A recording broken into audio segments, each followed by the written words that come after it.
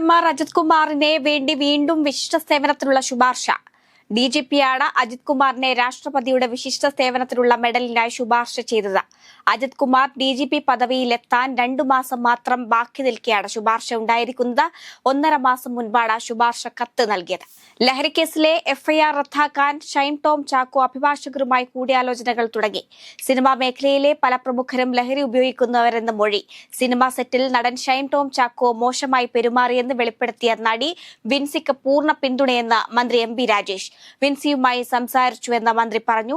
അന്വേഷണ നടപടികളുമായി സഹകരിക്കുമെന്ന് വിൻസി പറഞ്ഞു. തുറന്നു പറഞ്ഞതിന് സിനിമാ പ്രവർത്തകർ ഒറ്റപ്പെടുത്തുന്ന പ്രവണത ശരിയല്ലെന്നും മന്ത്രി മാധ്യമങ്ങളോട്. താൻ വേട്ടയാടപ്പെട്ട നിരപരാധിയെന്ന് സൂചിപ്പിച്ച് മുൻ കണ്ണൂർ ജില്ലാ പഞ്ചായത്ത് പ്രസിഡന്റ് PP ദിവ്യയുടെ വീഡിയോ. ഈസ്റ്റർ ദിനത്തിലാണ് പാപം ചെയ്തവർ കല്ലെറിയട്ടെ എന്ന തലക്കെട്ടോടെ PP ദിവ്യ വീഡിയോ പങ്കുവച്ചത്.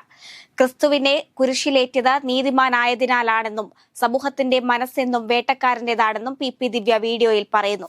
കാസർഗോഡ് പാലക്കുന്ന് കോളേജിലെ BC 6ാം സെമസ്റ്റർ പരീക്ഷാ പേപ്പർ ചോർച്ചയുമായി ബന്ധപ്പെട്ട് Greenwood college principal in charge P അജീഷിനെ സസ്പെൻഡ് ചെയ്തു. ബേക്കൽ പോലീസ് കേസെടുത്തതിന് പിന്നാലെയാണ് മാനേജ്മെന്റിന്റെ നടപടി. ചോദ്യപേപ്പർ ചോർച്ചയുമായി ബന്ധപ്പെട്ട അന്വേഷണവുമായി സഹകരിക്കുമെന്ന് മാനേജ്മെന്റ് അറിയിച്ചു.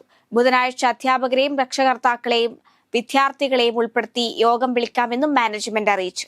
സാമൂഹ്യ മാധ്യമങ്ങളിൽ തന്റെ മരണ വാർത്ത പ്രചരിക്കുന്നതിനെ പരിഹസിച്ച് ഗായകൻ G വേണുഗോപാൽ 1 വർഷത്തിൽ 2 തവണ മരണം തേടിയെത്തിയ ഭാഗ്യവാനായിരിക്കുന്നു താൻ എന്ന മുഖവുരയോടെയാണ് സാമൂഹ്യ മാധ്യമങ്ങളിൽ കുറിപ്പ് പങ്കുവച്ചത്. ടെമ്പോ ട്രാവലർ വിമാനത്തിലിടിച്ച അപകടം. ബംഗളൂരു കെംപേഗൌഡ അന്താരാഷ്ട്ര വിമാനത്താവളത്തിലാണ് സംഭവം. കഴിഞ്ഞ ദിവസം ഉച്ചയോടെയാണ് നിർത്തിയിട്ട ഇൻഡിഗോ വിമാനത്തിൽ ടെമ്പോ ട്രാവലർ ഇടിച്ചത്. ട്രാവലർ ഡ്രൈവർ ഉറങ്ങിപ്പോയതാണ് അപകടത്തിന് കാരണം. സംഭവത്തിൽ ആളപായമോ ആർക്കെങ്കിലും പരിക്കേൽക്കുകയോ ചെയ്തിട്ടില്ല.